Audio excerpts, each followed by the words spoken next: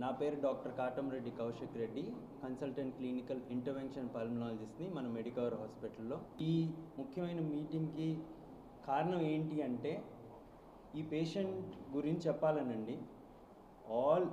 అందరి నెల్లూరు జిల్లాలో ప్రతి ఒక్కరికి దీని గురించి తెలియాలని మేము ఈ మీటింగ్ కండక్ట్ చేయాల్సి వచ్చింది. ఈ పేషెంట్ సుధాకర్, ఈయన పేరు. ఈయనకి 55 సంవత్సరాలు, మన కిసాన్ నగర్లో ఉంటారు. ఆటో డ్రైవర్ అండి. అయితే ఈయన మా దగ్గరికి రావడం జరిగింది, అంటే మన ఆంకాలజిస్ట్ కాడికి రావడం జరిగింది. ఈయన బయట ఒక హాస్పిటల్కి వెళ్ళారు. వెళ్ళినప్పుడు ఎక్స్రే తీసినప్పుడు మీకు ఆ ఎక్స్రేలో చిన్న గడ్డు ఉంది, అందుకనేసి మీరు ఒక్కసారి క్యాన్సర్ హాస్పిటల్కి వెళ్ళండి అని గైడ్ చేశారండి. ఆ గైడ్ చేయడం వల్ల మా హాస్పిటల్కి రావడం జరిగింది.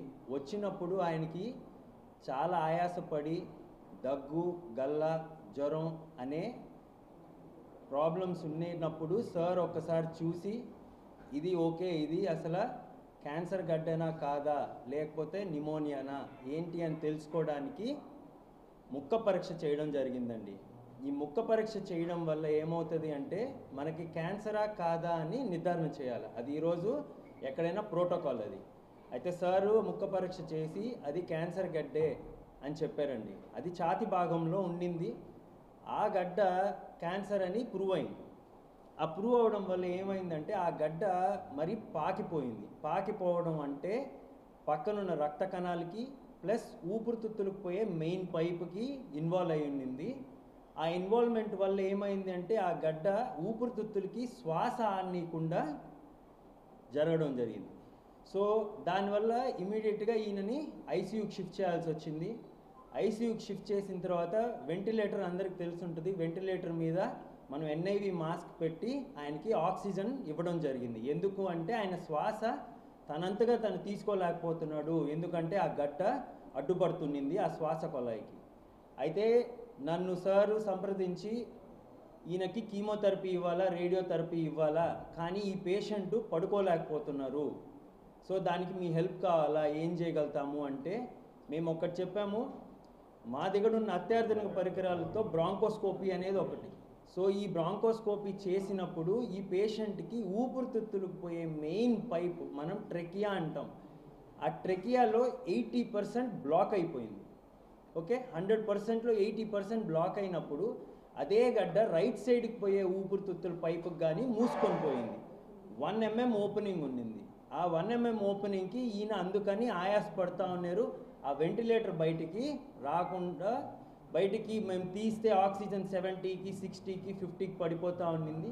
దాంతోపాటు ఈయనకి చెడ్డగాలి అనేది లోపల చేరుకోబోతుంది. అంటే మా భాషలో కార్బన్ డైఆక్సైడ్ అంటాము. అంటే మనం శ్వాస తీసుకునేది ఆక్సిజన్, వదిలేది కార్బన్ డైఆక్సైడ్. సో ఆ కార్బన్ డైఆక్సైడ్ అనేది బయటికి రాకుండా పోయేదలికే ఈయనకి ఏం జరుగుతుందో అర్థం కాని పరిస్థితి అయిపోయింది.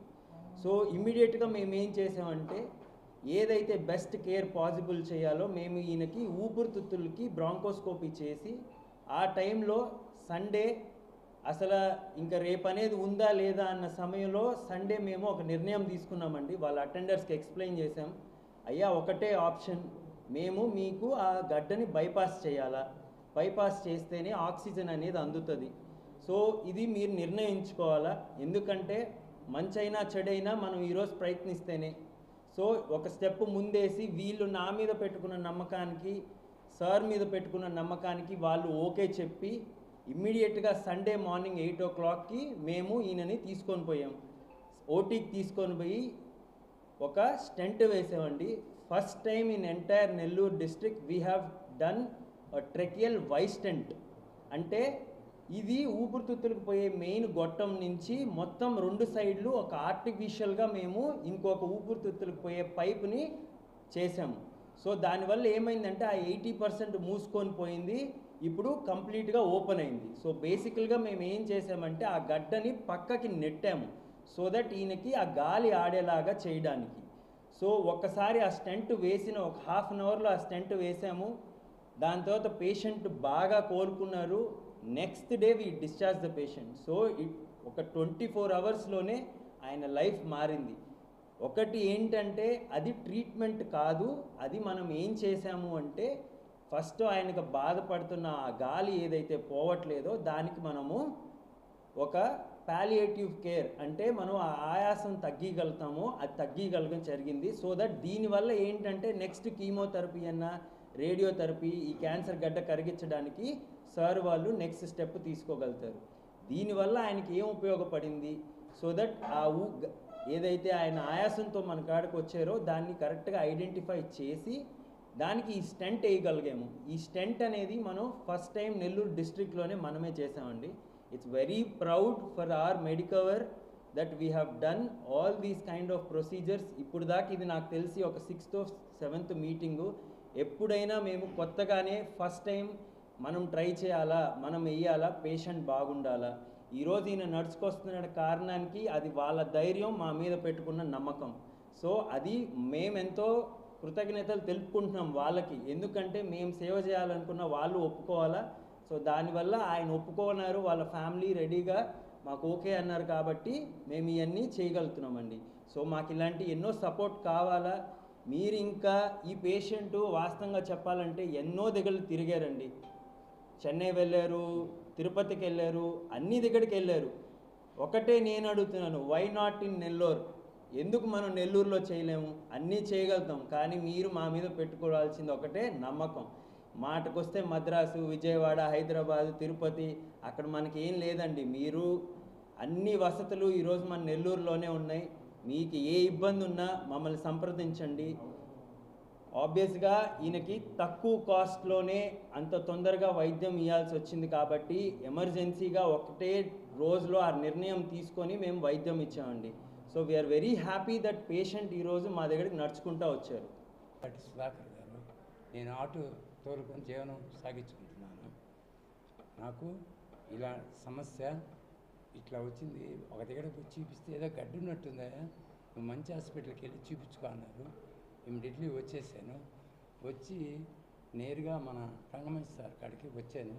సరే ఇలా ఉంది అన్నాను.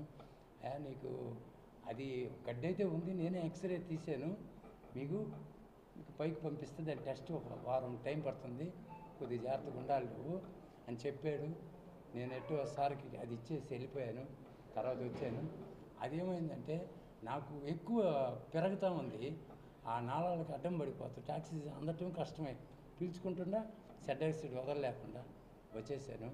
ఇలా దండం పెడితే, సరే నీకు నువ్వు నేను చేసే ట్రీట్మెంట్కి నువ్వు ఇప్పుడు సరివేడు కావు, నీకు చాలా నిలబడలేవు అని చెప్పి మా సార్ గారు, మన కౌశిక్ రెడ్డి గారు, ఆ రోజు నేను ఆడ ఐసీయూలో పెట్టారు నన్ను, మా సార్ వాళ్ళు అందరూ కలిసి.